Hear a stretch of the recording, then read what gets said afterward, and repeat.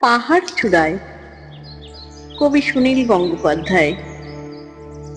অনেকদিন থেকেই আমার একটা পাহাড় কেনার শখ, কিন্তু পাহাড়কে বিক্রি করে তা জানি না। যদি তার দেখা পেতাম, দামের জন্য আটকাতো না। আমার নিজস্ব একটা নদী আছে, সেটা দিয়ে দিতাম পাহাড়টার বদলে। কে না জানে পাহাড়ের চেয়ে নদীর দামই বেশি। পাহাড় স্থাণু, নদী বহমান। তবু আমি নদীর বদলে পাহাড়টাই কিনতাম, কারণ আমি ঠকতে চাই।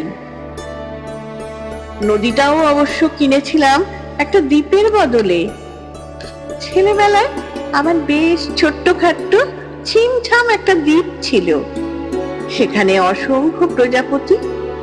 শৈশবে দ্বীপটি ছিল বড় প্রিয়।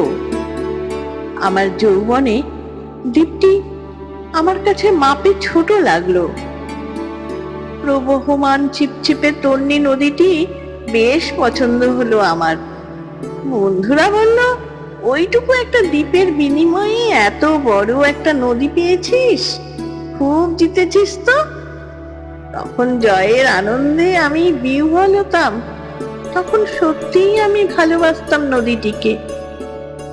নদী আমার অনেক প্রশ্নের উত্তর দিত, যেমন, বলতো আজ সন্ধ্যাবেলায় বৃষ্টি হবে কিনা।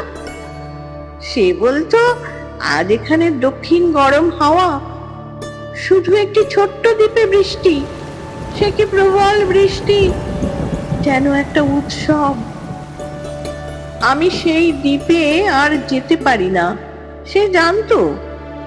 সবাই জানে, শৈশবে আর ফেরা যায় না।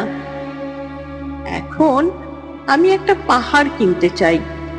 সেই পাহাড়ের পায়ের কাছে থাকবে গহন অরণ্য। আমি সেই অরণ্য পার হয়ে যাব, তারপর শুধু রুক্ষ কঠিন পাহাড়, একেবারে চূড়ায়, মাথার খুব কাছে আকাশ, নিচে বিপুলা পৃথিবী, চরাচরে তীব্র নির্জনতা। আমার কণ্ঠস্বর সেখানে কেউ শুনতে পাবে না। আমি ঈশ্বর মানি না, তিনি আমার মাথার কাছে ঝুঁকে দাঁড়াবেন না। আমি শুধু 10 দিককে উদ্দেশ্য করে বলবো, প্রত্যেক মানুষই অহংকারী।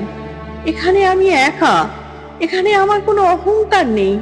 এখানে জয়ী হবার বদলে ক্ষমা চাইতে ভালো লাগে।